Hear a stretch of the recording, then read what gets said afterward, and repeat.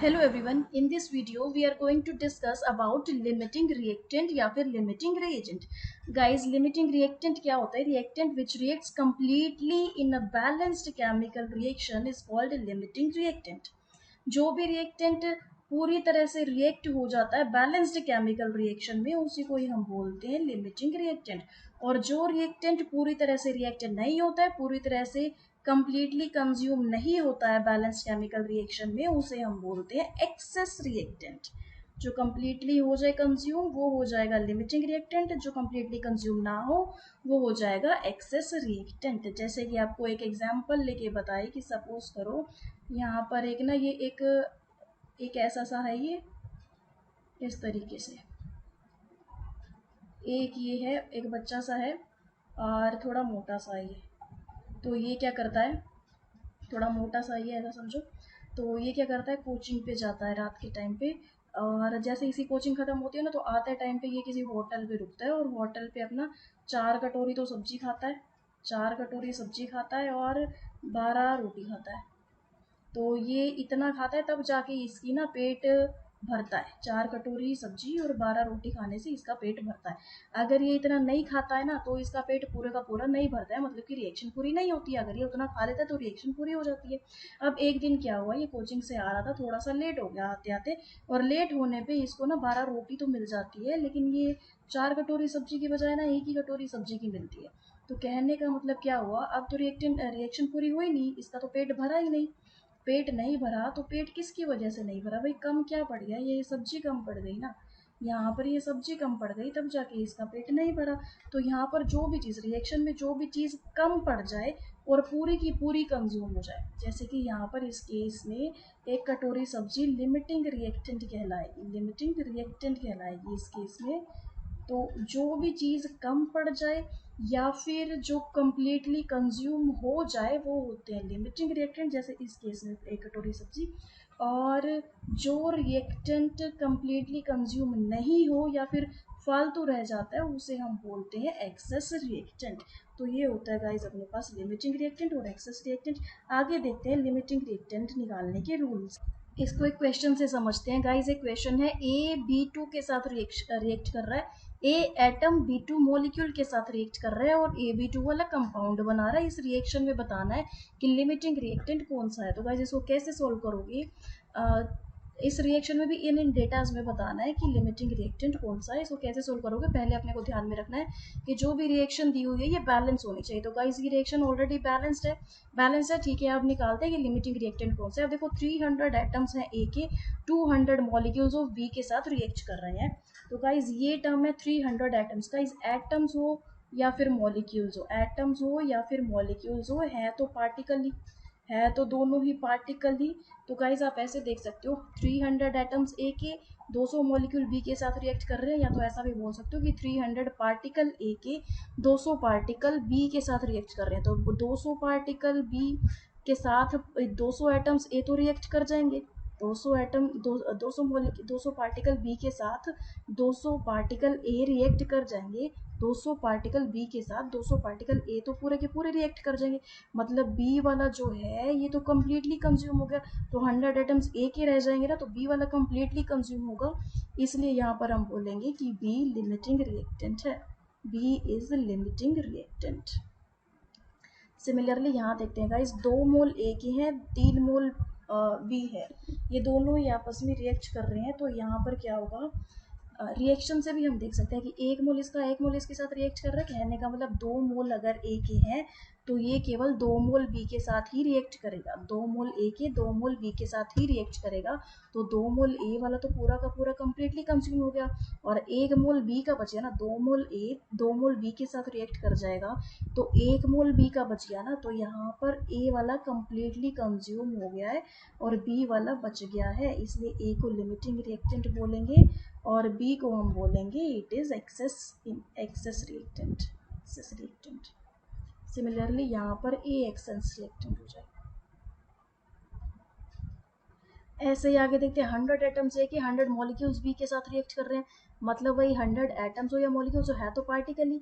तो 100 particle A के 100 particle B के साथ रिएक्ट कर रहे हैं। 100 पार्टिकल ए के 100 पार्टिकल बी के साथ रिएक्ट कर रहे हैं तो न्यूट्रल ही हो गया, मतलब कोई फालतू नहीं रहा और कोई भी कंप्लीटली कंज्यूम नहीं हुआ, तो इस केस में कोई भी लिमिटिंग रिएक्टेंट नहीं होगा, no limiting reactant is there. Next है कि 5 मोल ए के रिएक्ट कर रहे हैं 2.5 मोल ऑफ बी से, तो ऐसे में 2.5 मोल बी का कम्प्लीटली रिएक्ट कर जाएगा 2.5 मोल ए के साथ, तो ऐसे में बचेगा क्या, 2.5 मोल ए के ही बचेंगे, और ये वाला बी वाला तो कम्प्लीटली कंज्यूम हो गया है, 2.5 मोल बी के 2.5 मोल ए के साथ कम्प्लीटली रिएक्ट हो गए, तो बचा गया 2.5 मोल ए का बचा है, तो ऐसे केस में जो कम्प्लीटली कंज्यूम हो गया that is B, it is limiting reactant, limiting reactant, और ए यहाँ पर एक्सेस रिएक्टेंट हो जाएगा, it is excess reactant. Similarly एक और क्वेश्चन है कि 2.5 मोल ए है, ये रिएक्ट कर रहा है 5 मोल ऑफ बी के साथ, तो guys 2.5 mole of A completely reacts with 2.5 mole of B, तो ऐसे में बचेगा क्या, एक्सेस में 2.5 मोल बी के रहेंगे, तो हम बोल सकते हैं कि ए वाला जो है ये कम्प्लीटली रिएक्ट हो गया है, मतलब A is limiting reactant, A is limiting reactant and B excess, it is excess reactant. तो गाइज जो भी रिएक्टेंट कम्प्लीटली रिएक्ट हो जाए, कम्प्लीटली कंज्यूम हो जाए, it is limiting reactant.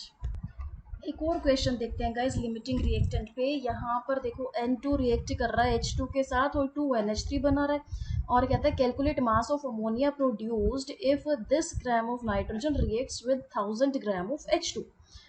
Guys 2000 gram N2 react करता है 1000 ग्राम H2 के साथ, तो आप बताओ कि अमोनिया कितना बनेगा। तो गाइज लिमिटिंग रिएक्टेंट से पहले हमने एक टॉपिक पढ़ा है दैट इज स्टोइकियोमेट्रिक कोफिशिएंट, वहां पर हम क्या करते थे, किसी भी रिएक्टेंट या किसी भी प्रोडक्ट का अमाउंट या फिर वॉल्यूम को मेजर करते थे, राइट। तो यहाँ पर भी ये क्या दे रखा है, रिएक्टेंट्स के ही मास दे रखे हैं और पूछ रखा है कि प्रोडक्ट के बताओ, तो पहले क्या करो, वही स्टोइकियोमेट्रिक कोफिशिएंट्स की तरह ही पहले आप क्या करो, रिएक्शन को बैलेंस कर लो। तो रिएक्शन कैसे बैलेंस होएगी, यहाँ पर इसको 3 से मल्टीप्लाई कर दो 3H2 गैसियस फॉर्म में, और ये आ जाएगा 2NH3 गैसियस फॉर्म में, राइट। अब देखो स्टोइकियोमेट्रिक कैलकुलेशन से हमने क्या सीखा था कि 1 मोल नाइट्रोजन 3 मोल हाइड्रोजन के साथ रिएक्ट करके 2 मोल का अमोनिया देता है, तो गाइज 1 मोल नाइट्रोजन रिएक्ट करता है तो ये 2 मोल का अमोनिया देता है, एक तो कंडीशन ये है, एक ये है सिचुएशन। दूसरी सिचुएशन है कि 3 मोल हाइड्रोजन रिएक्ट करता है तो ये भी 2 मोल का अमोनिया देता है, ये भी 2 मोल का अमोनिया देता है। अब गाइस दोनों का ही अमाउंट दिया हुआ है अपने को, नाइट्रोजन का भी हाइड्रोजन का भी, तो हमने अमोनिया का मास निकालना है। तो गाइस अगर हम नाइट्रोजन से अमोनिया का मास निकालें तो 1 मोल नाइट्रोजन मतलब कि 28 ग्राम नाइट्रोजन देता है 2 मोल अमोनिया, अमोनिया का मोलर मास 17 हो जाएगा, मतलब ये 2 मोल है तो 34 ग्राम अमोनिया देता है। 28 ग्राम नाइट्रोजन 34 ग्राम अमोनिया देता है, ये अपने को स्टोइकियोमेट्रिक कैलकुलेशन से पता है जो हमने लास्ट टॉपिक में पढ़ा है। अब 28 ग्राम नाइट्रोजन 34 ग्राम अमोनिया देता है, तो यहाँ पर क्या दिया हुआ है, 2000 ग्राम नाइट्रोजन से हम निकाल सकते हैं कि भाई कितना अमोनिया देगा ये, राइट, यहाँ से आप निकाल सकते हो। दूसरी कहानी ये भी तो है कि भाई 3 मोल हाइड्रोजन भी तो रिएक्ट कर रहा है और ये भी तो 2 मोल का अमोनिया दे रहा है, तो गाइज अगर 3 मोल हाइड्रोजन रिएक्ट करके 2 मोल का अमोनिया, 3 मोल हाइड्रोजन मतलब कि 6 ग्राम हाइड्रोजन रिएक्ट करके ये भी 34 ग्राम का अमोनिया दे रहा है, तो यहाँ से भी हम निकाल सकते हैं हाइड्रोजन वाले डेटा से कि भाई 6 ग्राम अगर 34 ग्राम अमोनिया दे रहा है तो 1000 ग्राम H2 रिएक्ट करके कितना अमोनिया देगा, तो हम यहाँ से भी निकाल सकते हैं। मतलब हाइड्रोजन के केस से भी हम निकाल सकते हैं और नाइट्रोजन के केस से भी हम निकाल सकते हैं अमोनिया का अमाउंट, लेकिन हम निकाले कहाँ से अपने को एक्यूरेट होगा, हमने नाइट्रोजन से निकाले अमोनिया का अमाउंट या फिर हाइड्रोजन से निकाले, कहाँ से निकाले, तो गाइस जो कम्प्लीटली रिएक्ट हो चुका होगा ना नाइट्रोजन और हाइड्रोजन में से जो भी कम्प्लीटली रिएक्ट हो चुका होगा वही अपने को अमोनिया का अमाउंट बताएगा ठीक से, क्योंकि जो कम्प्लीटली कंज्यूम होगा वही रिएक्शन ठीक से कंप्लीट होगी। तो देखते हैं एक बार, ऐसे में हमको बताना है कि N2 और H2 में से लिमिटिंग रिएक्टेंट कौन सा होगा।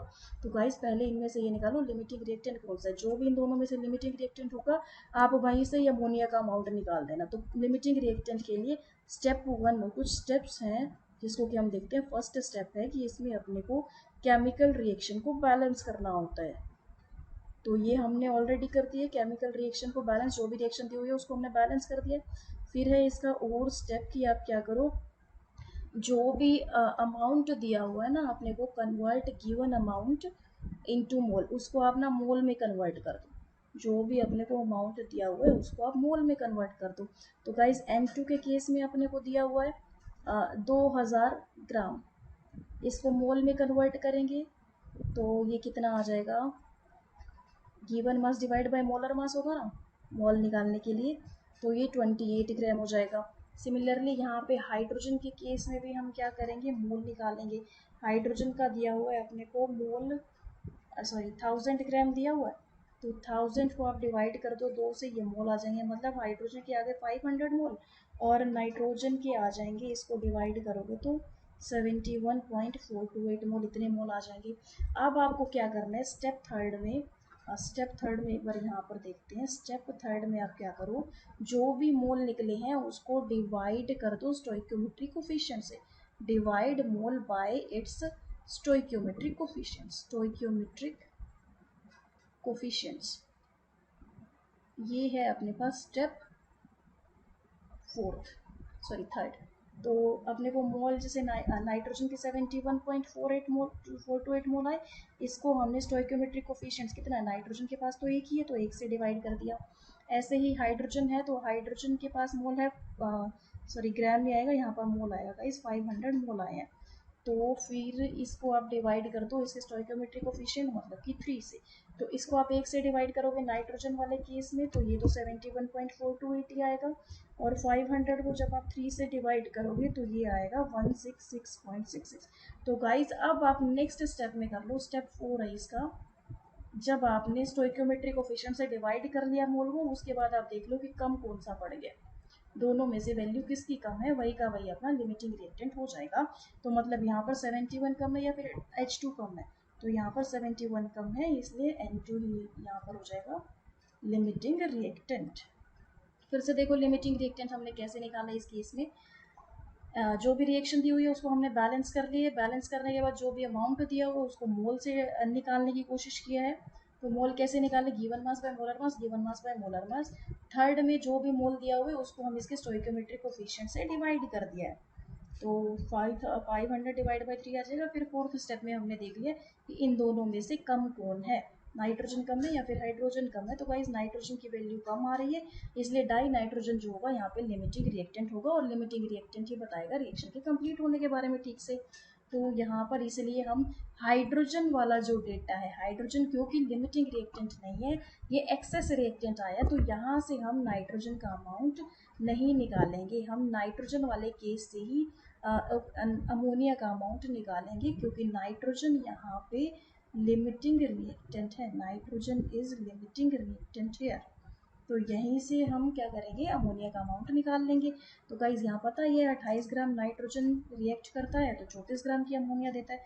सिमिलरली 2000 ग्राम नाइट्रोजन अगर रिएक्ट करेगा तो ये इतनी अमोनिया दे देगा, 34 डिवाइड बाई 28 मल्टीप्लाई 2000, इतनी अमोनिया दे देगा, मतलब कि 2428.57, राइट। तो ये आंसर आ जाएगा, इतने ग्राम की अमोनिया इस रिएक्शन में मिलेगी अपने को।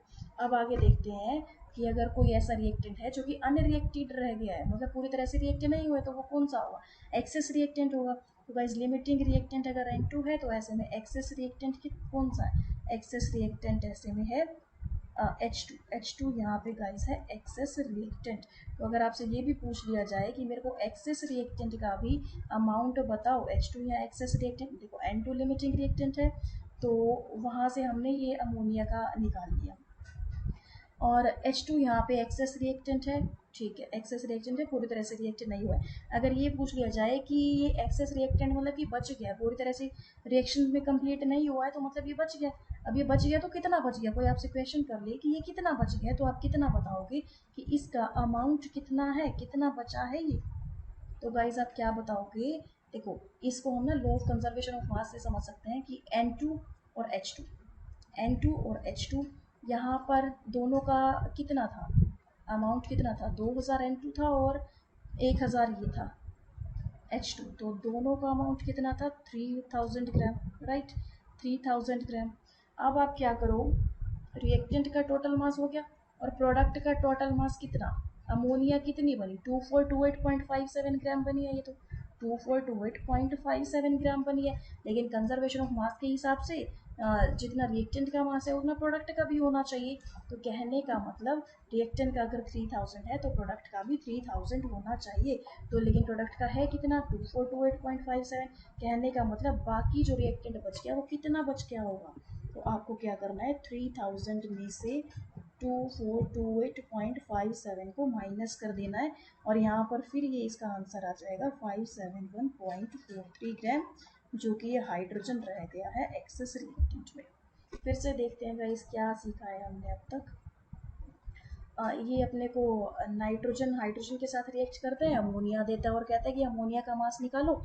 जब 2000 ग्राम नाइट्रोजन रिएक्ट करता है 1000 ग्राम हाइड्रोजन के साथ, जब ये दोनों आपस में रिएक्ट करते हैं तो अमोनिया का बताओ कितना अमाउंट बनेगा। तो गाइज ये कंडीशन हम अमोनिया जो निकाल सकते हैं ना स्टोइकियोमेट्रिक कैलकुलेशन से, जो कि हमने पहले वीडियो में सीखा है। तो आप नाइट्रोजन वाले केस से भी निकाल सकते हो, हाइड्रोजन वाले केस से भी निकाल सकते हो, दोनों से निकाल सकते हो। लेकिन आप निकालोगे किससे, जो कि लिमिटिंग रिएक्टेंट होगा, आप उसी से ही निकालोगे, क्योंकि लिमिटिंग रिएक्टेंट ही बताता है कि रिएक्शन अपनी कंप्लीट हुई है तो कितनी कंप्लीट हुई है, राइट। तो लिमिटिंग रिएक्टेंट आप निकाल लो इस केस में, और जो लिमिटिंग रिएक्टेंट होगा वहीं से फिर आप अमोनिया का अमाउंट निकाल लेना। तो हमने लिमिटिंग रिएक्टेंट निकाला, वो आया नाइट्रोजन। तो नाइट्रोजन के केस से हमने क्या किया, अमोनिया का अमाउंट निकाल लिया कि भाई 28 स्टोइकियोमेट्री के हिसाब से 28 ग्राम नाइट्रोजन रिएक्ट करता है तो 34 ग्राम की अमोनिया देता है। क्वेश्चन कहता है कि रिएक्ट कर रहे हैं 2000 ग्राम, तो बताओ कितने की अमोनिया मिलेगी। तो 28 में 34 की बन गया तो 2000 में इतने की अमोनिया मिल जाएगी। तो नाइट्रोजन यहाँ पे था लिमिटिंग रिएक्टेंट, मतलब फिर एक्सेस रिएक्टेंट में कौन है, ऑब्वियसली हाइड्रोजन ही होगा। अब ऑब्वियसली एक्सेस रिएक्टेंट में हाइड्रोजन है तो कितना रिएक्टेंट ये एक्सेस में रहा है, मतलब कितना बच गया है ये।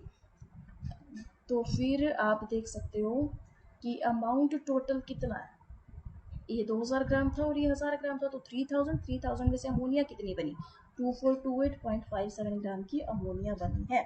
तो यहाँ पर जो भी हाइड्रोजन रह गया होगा वो 3000 में से आप 2428.57 को माइनस कर दो, उतना हाइड्रोजन का अमाउंट आ जाएगा। और यहाँ पर फिर से देख लो कि लिमिटिंग रिएक्टेंट कैसे निकालेंगे, पहले रिएक्शन को बैलेंस कर दो, उसके बाद जो भी अमाउंट दिया उसको मोल में कन्वर्ट कर दो, फिर उसके बाद स्टोइकियोमेट्रिक कोफिशिएंट से डिवाइड कर दो, और फिर उसके बाद आप देख लो कि कम वैल्यू कौन सी, जो कम वैल्यू होगी वही होगी लिमिटिंग रिएक्टेंट।